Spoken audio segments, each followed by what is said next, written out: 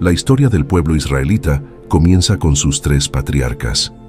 El primer patriarca, que no solo es de los israelitas, sino también de varios otros pueblos de origen similar, es Abraham. Abraham vino directamente de Irak, más precisamente de la antigua Mesopotamia. Según Génesis 10, él era descendiente de Sem, hijo de Noé, y por lo tanto su descendencia era enteramente semita. Abraham era parte del pueblo caldeo, siendo por lo tanto un semita caldeo. Abraham se casó con Sara y tuvieron un hijo llamado Isaac. Isaac fue el segundo patriarca del pueblo israelita. Genéticamente era un caldeo puro porque tanto Abraham como Sara eran caldeos y semitas, descendientes de Sem. Cuando Isaac se casó, eligió a Rebeca, que era mitad caldea y mitad aramea. Los arameos eran descendientes de Aram, hijo de Sem, por lo tanto, también eran semitas. Isaac y Rebeca tuvieron dos hijos, uno de los cuales fue Jacob, quien se convirtió en Israel. Jacob se mudó a la tierra de Padán Aram, la tierra de los arameos, y se casó con dos mujeres de origen arameo, Lea y Raquel. Justo después de que Jacob y José llegaron a Egipto, terminaron quedándose en la tierra del antiguo Egipto.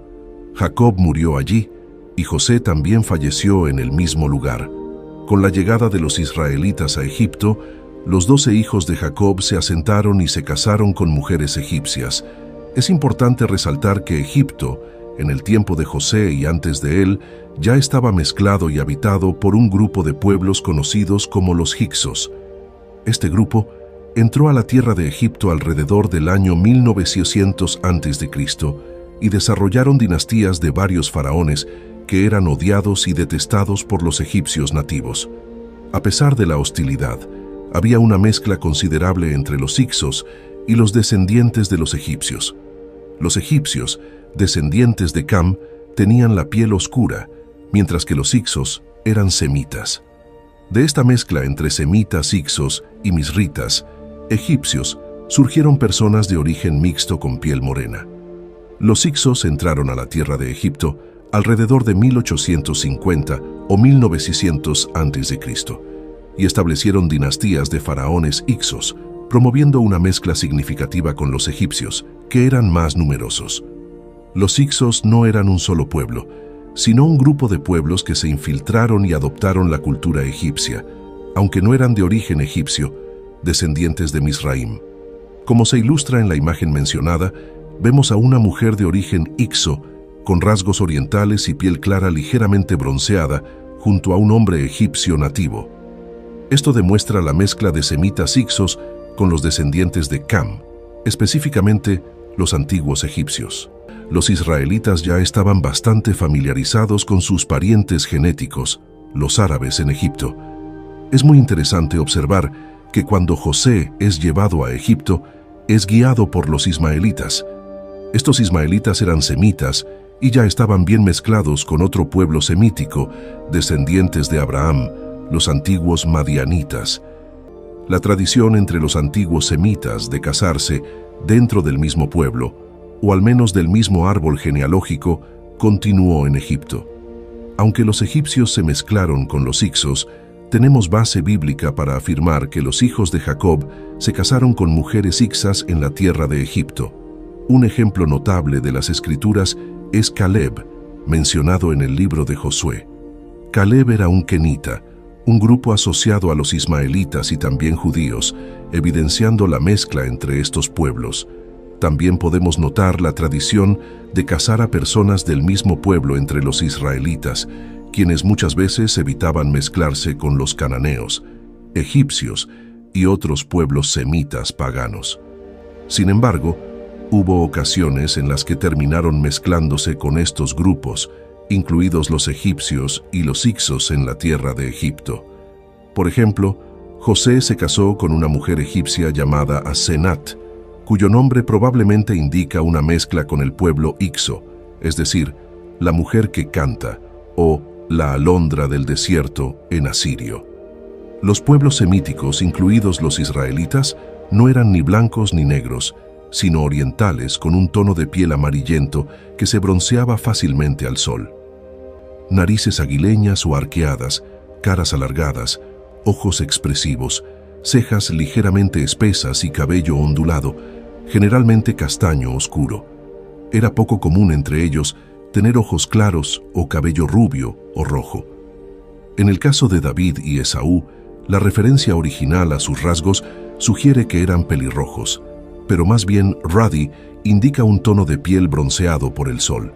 En resumen, los antiguos israelitas, descendientes de Abraham, eran un grupo semita con características étnicas que reflejaban una mezcla compleja de pueblos orientales y africanos.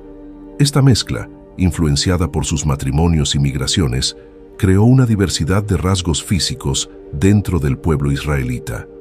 Esaú, por ejemplo, significa peludo y no pelirrojo. Después de salir de Egipto, los israelitas se dirigieron hacia Canaán y terminaron mezclándose con algunos cananeos, desobedeciendo las órdenes de Dios.